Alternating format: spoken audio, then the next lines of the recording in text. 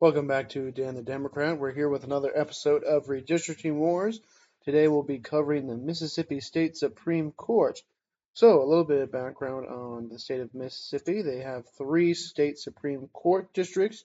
Each of these districts elects three members on a staggered term system to each of these districts here. And these are the current districts of the state Supreme Court. These districts have been recently challenged in order to be redrawn as they dilute the black vote. Specifically, District 1, even though has 49%, it is 49% black, it has been argued that it dilutes the black delta region, which we can see if we turn off here.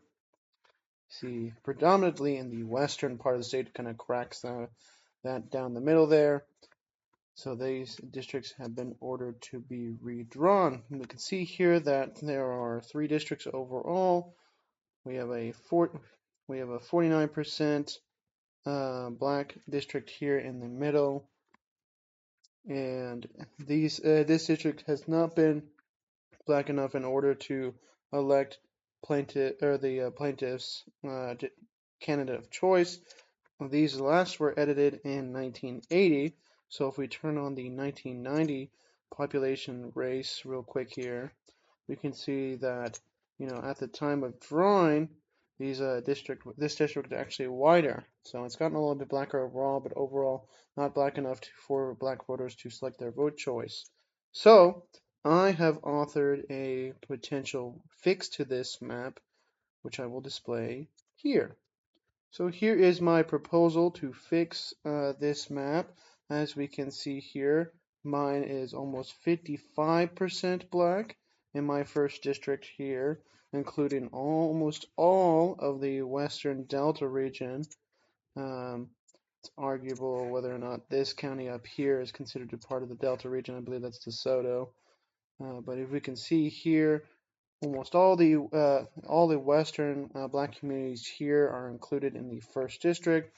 I did have to leave out some of the eastern black communities located in Nahuxby and Kemper counties. These areas are a bit smaller, only about 14,000 combined voting age population between them, so not huge losses in population. As you can see here, my population deviation is a little bit tighter than the current map. There's not a lot out there about what the population deviation is.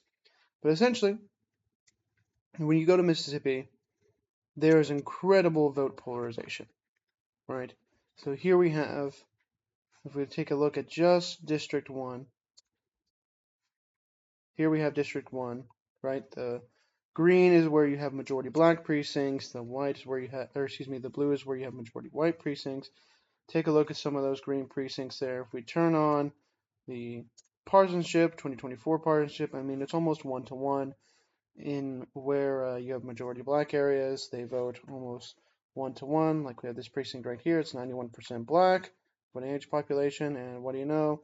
It's 88% in 2024, so just a little bit behind there in regards to vote choice matching the black voting age. And honestly, is when you factor in turnout and electorates like that, it's probably a lot closer.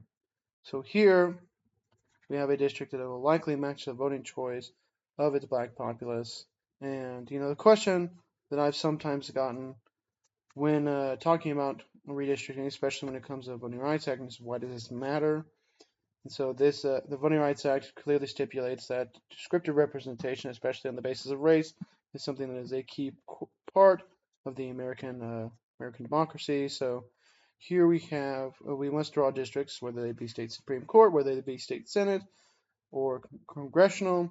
We must draw districts that accurately reflect that constituency, those various constituencies. And clearly in the case of Mississippi, that wasn't being done. So big differences is, I take out the eastern portion of District 1 and drag it north, drag it south here.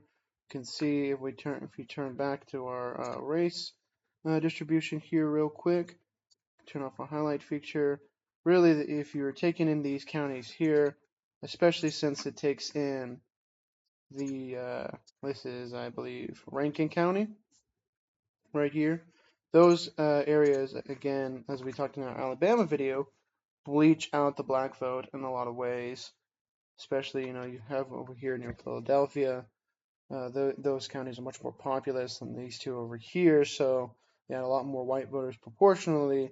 You were getting black voters from going into the eastern part. I don't know if they allow for county splits, but based on the previous map not having any county splits, I decided to go with that.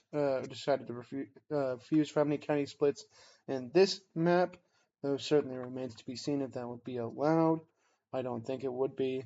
Generally, you want your counties pretty coterminous with your judicial systems, given that you sometimes have county courts that need to be dependent on those. But again, this is just another quick video about redistricting out in Mississippi and my proposal to fix their state Supreme Court maps. Hopefully, this gets. I've been trying to get this sent to the ACLU.